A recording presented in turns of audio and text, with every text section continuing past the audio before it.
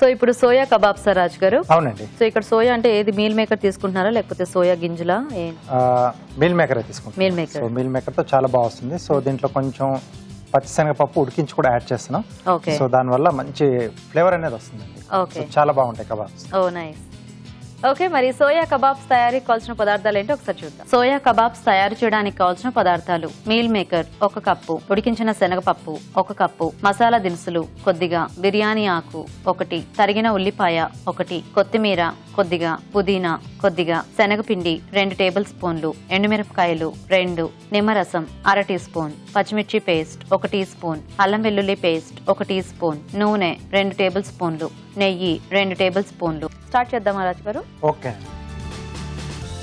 So ముందుగా కొద్దిగా మనం ఫ్రై చేసుకోవాలి.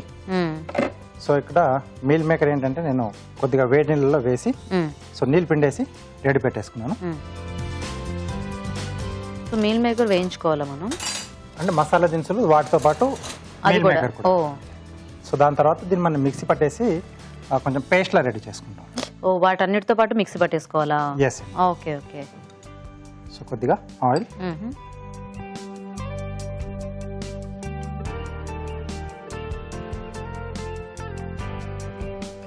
సో ముందుగా మసాలా దినుసులు అండి. ఓకే. సో యాలకులు, లవంగాలు, చెక్క, షాజీరా అన్ని కూడా వాడుతున్నాం. సో వాటితో పాటుగా బిర్యానీ ఆకు కూడా,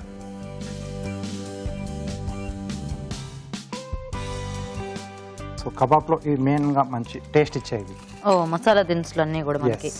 ఓకే. అలాగే ఎండుమిరపకాయలు.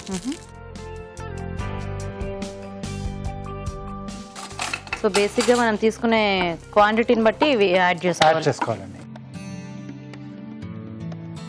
ఉల్లిపాయ ముక్కలు. ఓకే.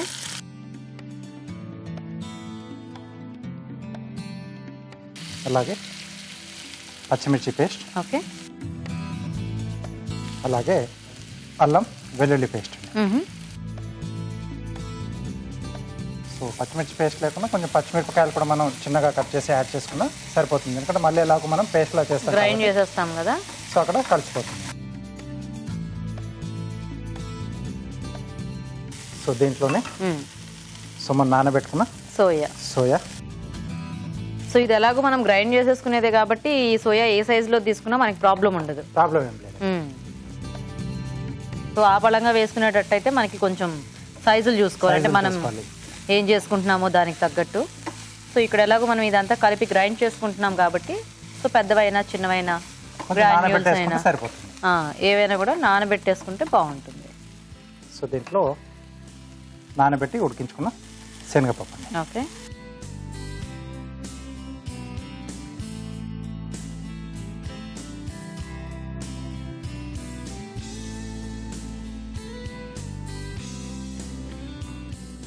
సో అలాగే పుదీనా. ఓకే.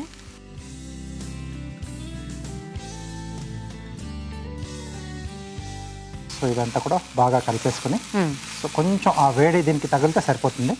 సో ఎక్కువేమి ఇట్లా ఫ్రై అవ్వక్కర్లేదండి. ఓకే. సో దాని తర్వాత కబాబ్స్ మళ్ళీ మనం ఫ్రై చేసుకుంటాం. ఓకే. ఓకే. సో ఇది రెడీ అయిపోయిందండి. సో దీంట్లో కొద్దిగా ఉప్పు వేస్తున్నాను. సో మిక్సీ పడతాం కాబట్టి ఓకే. సో ఇక్కడే యాడ్ చేసుకుంటే మనకి ఈవెన్ గా స్ప్రెడ్ అయిపోతుంది. ఓకే. స్టవ్ ఆపేసేసి సో ఇది కొంచెం చల్లారితే మనం మిక్సీ పట్టేసుకోవచ్చు. ఓకే రాజ్ గారు, సో మీరు దాన్ని కలుపుతూ ఉండండి, మేము చిట్కా చూసేస్తాము. ఓకేనండి. ఓకే అండి, ఇప్పుడు మనం ఒక చిట్కా చూద్దాం. మీకోసం మరో చిట్కా. వంట పాత్రలపై జిడ్డు బాగా పేరుకుని వదలకపోయినట్లయితే నిమ్మ చెక్క తీసుకుని ఈ చెక్కని ఉప్పులో అద్ది ఈ చెక్కతో ఆ జిడ్డు పాత్రలపై రుద్ది పేపర్తో తుడిచేయాలి. ఇలా చేసినట్లయితే జిడ్డంతా తొలగిపోతుంది. ఆ తర్వాత ఆ పాత్రలు క్లీన్ చేసుకున్నట్లయితే అవి కొత్త వాటిలా మెరుస్తూ ఉంటాయి. చిట్కా చూసారు కదా? ఓకేనా రాజ్ గారు? సరిపోతుందండి. దీన్ని మిక్సీ జార్లోకి తీసేసుకుని ఓకే.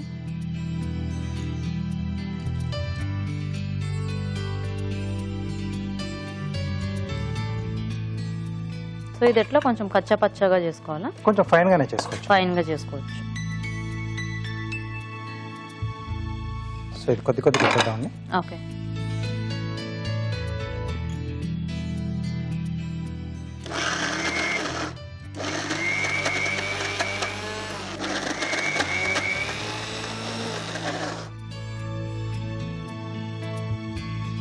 ఓకే, సో ఇలా రెడీ చేసుకోవాలి. ఓకే,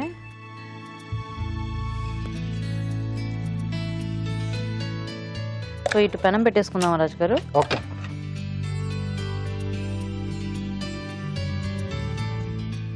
ఆ పేస్టే గ్రైండ్ చేస్తే మంచి స్మెల్ వస్తుంది. మసాలా అన్ని బాగా కలిసాయి. సో దీంట్లో కొద్దిగా శనగపిండి. సో ఇది కొంచెం జిగురుగా అవుతుంది కదా. ఐ మీన్ సోయాలో కొద్దిగా స్టిక్కీనెస్ ఉంటుంది కదా. సో ఇది, సో దీంతో పాటుగా నిమ్మరసం కూడా కొంచెం. ఓకే, సో కబాబ్స్ లో నిమ్మరసం కూడా చాలా బాగా తెలుస్తుంది.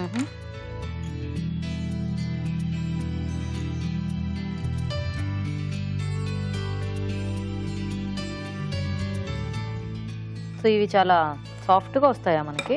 సాఫ్ట్గానే ఉంటాయి, ఎందుకంటే ఆ మొత్తం ఆ పేస్ట్ చూస్తేనే చాలా సాఫ్ట్గా అనిపిస్తుంది. సో జస్ట్ ఆ పై లేయర్ కొంచెం క్రంచీగా వస్తుంది. కొంచెం అది మనకు లైట్ బ్రౌనిష్ కలర్ వచ్చేంత వరకు మనం ఇక్కడ వేయించుకుంటే సరిపోతుంది.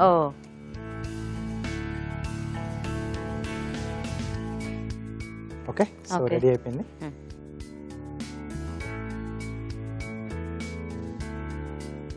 ఇప్పుడు చాలా మంది ఇళ్లలో గ్రిల్ టైప్ కూడా కొనుక్కుంటున్నారు, బయట దొరుకుతున్నాయి. ఇప్పుడు బాగా దొరుకుతున్నాయి మార్కెట్ లో. అలాంటివి ఉంటే మనం చక్కగా దాని మీద వేసేసుకోవచ్చా రాజు గారు? చేసుకోవచ్చు. అంటే అప్పుడు మనం స్కీవర్స్ ఉంటాయి కదా, సో కబాబ్ స్టిక్స్ కన్నా పెట్టేసుకొని సో అలా చేసుకోవచ్చు అండి. బానే వస్తాయి, బాగా వస్తాయి. అది ఇంకా డిఫరెంట్ టేస్ట్ వస్తుంది, ఎందుకంటే అది బర్నింగ్ స్మోక్ ఫ్లేవర్ కూడా దాంట్లో యాడ్ అవుతుంది. బొగ్గుల మీద కాల్చడం కదా. ఎస్. సో ఇది మనం మింట్ చట్నీ ఉంటే కబాబ్స్ చాలా బాగుంటుంది. Green chutney. So green chutney and onion salad కూడా కొంచెం చక్కగా లెమన్ కంపల్సరీ ఉండాల్సిందే. లెమన్ పిండి వేసుకునేది. సో లచ్చా సలాడ్ అంటారు కదా, ఆనియన్ బాగా చాప్ చేసుకోవాలి, ఇలా పొడి కట్ చేసుకొని నిమ్మరసం పిండేసి ఉప్పు కొంచెం మిక్స్ చేసేసి సో అది చాలా బాగుంటుంది. ఓకే, సో ఇలా మనకి ఎన్ని కావాల్సి రెడీ చేసుకోవచ్చు. సో నేతితో కలుస్తున్నారా? అవునండి. సో ఇంకొంచెం బాగా టేస్ట్ యాడ్ అవుతుంది. సో జనరల్గా కబాబ్స్ కూడా మనం ఎప్పుడైనా నెయ్యితో కాలుస్తేనే బాగుంటుంది. అండ్ దీనికి ఏం మనకి పెద్ద ఎక్కువ నెయ్యి కూడా పట్టదు కాబట్టి ఆ 1-2 స్పూన్స్ నెయ్యి అంతేమీ మనకి ఇబ్బంది ఉండదు. ఎందుకంటే ఆ మాత్రం నెయ్యి మనం తినొచ్చు బేసిక్గా.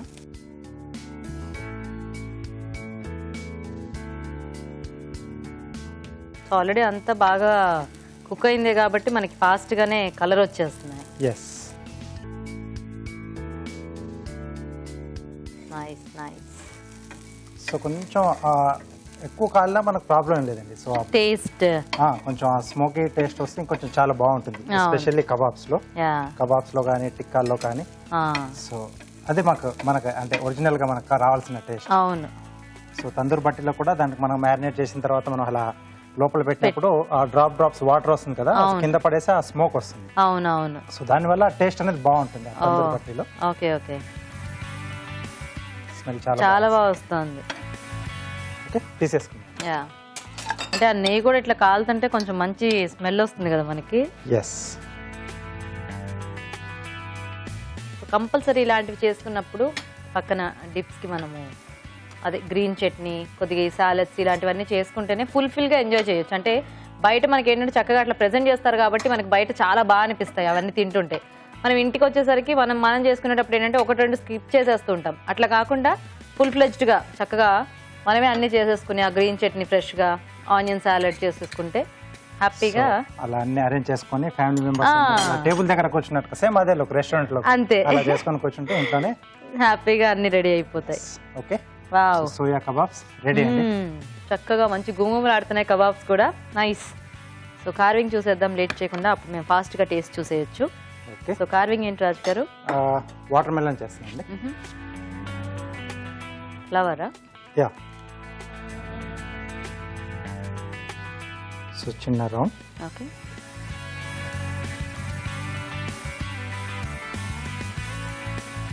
సో దీన్ని కొంచెం ఎలివేట్ చేస్తున్నాం.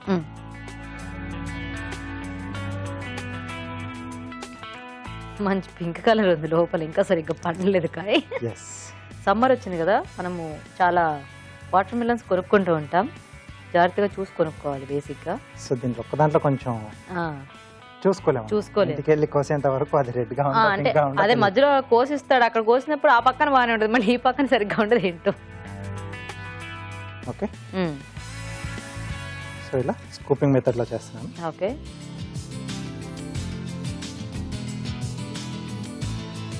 జనరల్గా ఎప్పుడు మనకి వాటర్ మెలన్ ఫ్లవర్ అంటే బాగా రెడ్డిష్గా ఇలా కనిపిస్తూ ఉంటుంది. బాగుంది ఇట్లా పింక్ షేడ్ లో కూడా చూడడానికి కలర్ఫుల్ గా. ఎందుకంటే బేసిక్ గా మనకి మంచి పండిన వాటర్ మెలన్ అయితే ఎప్పుడు కూడా రెడ్ లోనే ఉంటుంది, కానీ ఇది బాగుంది చూడడానికి పింక్ కలర్.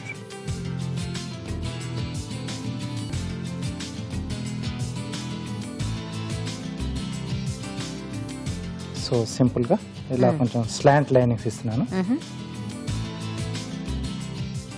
సో దాని తర్వాత ఇది ఇలా స్లాంట్ గా కట్ చేస్తున్నానండి. ఓకే, సో పీస్ ఇలా వెళ్ళిపోతుంది.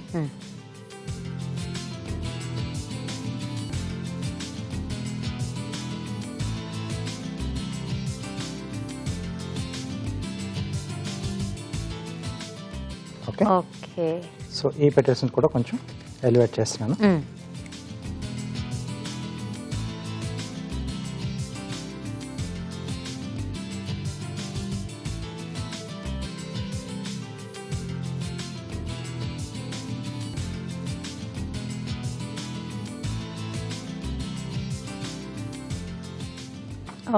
ఓకే, సో ఫ్లవర్ కూడా రెడీ. రెడీ అండి.